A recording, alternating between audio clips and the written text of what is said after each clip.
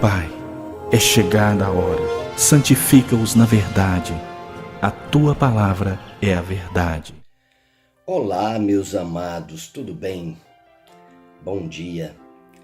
Estamos aqui hoje com um vídeo muito abençoado acerca do terceiro capítulo de Mateus.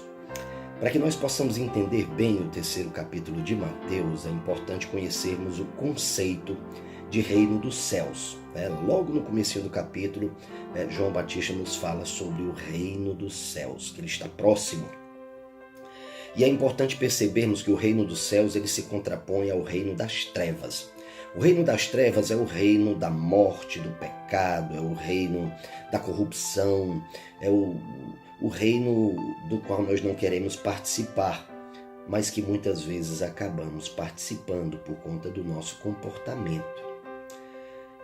Em contraponto ao reino das trevas, nós temos o reino dos céus, o reino de Deus, o reino que nós desejamos profundamente, mas que muitas vezes não conseguimos obedecer. Então é importante percebermos que o reino dos céus é o reino da vida eterna, o reino da pureza, é o reino da obediência ao Senhor, e é isso que nós devemos buscar dia após dia. Amém? Uma vez que nós entregamos a nossa vida a Jesus, nós podemos ter certeza que participamos do reino de Deus.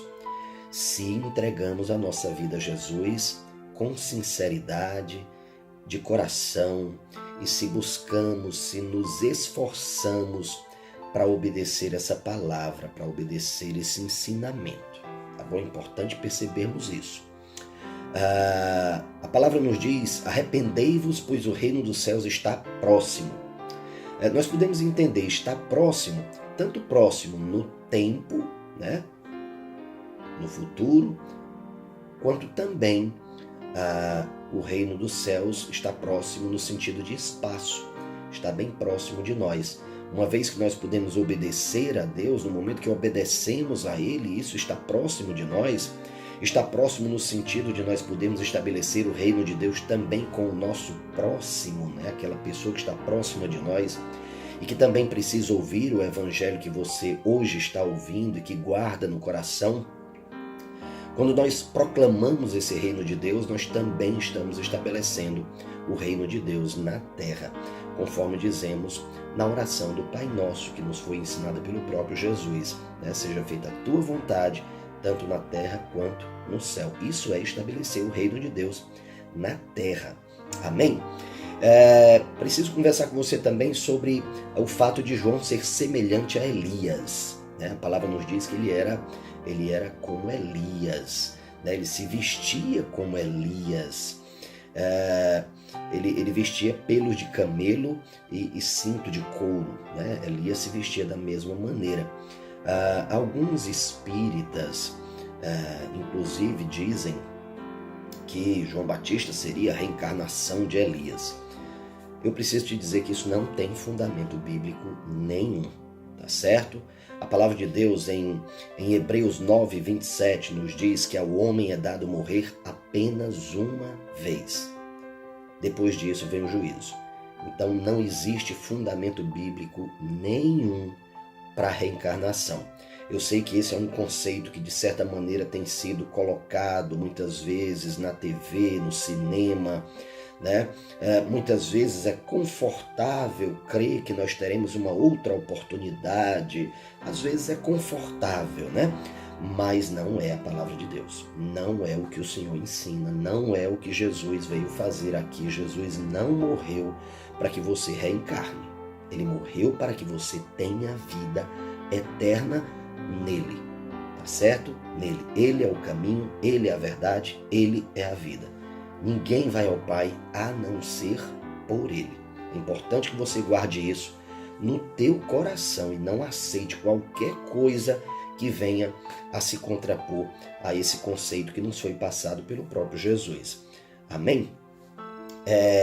Importa também verificarmos aqui que João Batista se refere a Jesus dizendo que ele, João Batista, batizaria com água, mas após ele viria outro, né, maior do que ele, que batizaria com o Espírito Santo e com fogo, né? Então é importante nós percebermos que o batismo do Espírito Santo e o batismo de fogo, muitas vezes eles são entendidos como uma coisa só.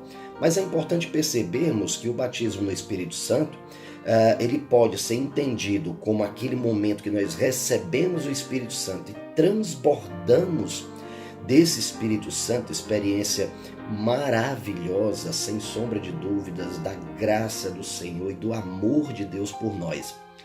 Mas existe também a possibilidade de entendermos o batismo de fogo, né? A palavra fala de ser batizado no Espírito Santo e fogo, de entendermos esse batismo de fogo como algo que virá, né? E isso é bastante condizente quando nós damos continuidade na leitura do versículo, né? Aqui no versículo 12. No versículo 12, né? A partir do versículo 11, a palavra nos diz: eu os batizo com água para arrependimento, mas depois de mim vem alguém mais poderoso do que eu, tanto que não sou digno nem de levar as suas sandálias. Ele os batizará com o Espírito Santo e com fogo. No versículo 12 ele diz: ele traz a pá em sua mão e limpará a sua eira, juntando o seu trigo no celeiro, mas queimará a palha com fogo que nunca se apaga. Então, querido, é muito importante que você guarde esse conceito. Deus está falando contigo poderosamente através desses versículos, tá bom? Então você pode entender também o batismo de fogo como esse momento de julgamento, né? Como esse momento de julgamento. Haverá um momento de separação daqueles que creem no Senhor Jesus, daqueles que são ovelha do Senhor Jesus, daqueles que são súditos do reino de Deus, daqueles que não são súditos do reino de Deus, daqueles que não quiseram ser ovelha do Senhor. Tá certo, queridos? É importante percebermos isso. E a palavra nos fala sobre arrependimento. Arrependimento não é simplesmente emoção. Arrependimento não é você simplesmente chorar porque, poxa, descobriram que eu fiz algo errado. Isso não é arrependimento, isso é remorso. Arrependimento não precisa que ninguém descubra. Uma vez que a gente comete um ato que a gente sabe que desagrada a Deus e Ele é onipresente, Ele está em todo lugar e Ele vê as nossas atitudes. Se nós entendermos isso e percebermos que arrependimento é mudança de vida, é mudança de mentalidade, é renovarmos a nossa mente, esse arrependimento certamente nos faz ovelha do Senhor, esse arrependimento certamente nos faz participantes ativos desse reino, tá certo? Então é importante você perceber isso também, sobre a necessidade de nós sermos contados como trigo. Talvez você não consiga entender muito bem essa dinâmica do trigo, porque aqui na nossa região nós não plantamos trigo, mas nós plantamos arroz, né? Nós plantamos feijão. E é muito semelhante o processo de separação do feijão, do grão do feijão, da palha, né? É muito semelhante também o processo de separação do arroz comestível da palha que segura o arroz no pêndulo, né? Como é que se faz? Se coloca numa eira. A eira nada mais é do que uma calçada, né? No sertão é muito comum a gente verificar, né, que as pessoas fazem um terreiro na frente de casa, às vezes até acimentam aquele terreiro, e algumas pessoas pensam que aquilo é uma calçada para a pessoa sentar, e não é, aquilo é uma eira. Aquilo é o local onde se coloca o café para secar, onde se coloca o arroz para secar, o feijão para secar, né? E uma vez que ele está seco, se vai com um alho, né, com um pedaço de pau ou algum outro objeto que se possa bater, se bate, né, ali no chão mesmo, junta-se com uma pá, muitas vezes algumas pessoas usam uma peneira também, e com a pá a pessoa vai jogando aquele arroz para cima, o vento dá e a palha é lançada fora e o arroz cai no chão, né? Então é importante percebermos isso. O trigo segue o mesmo processo.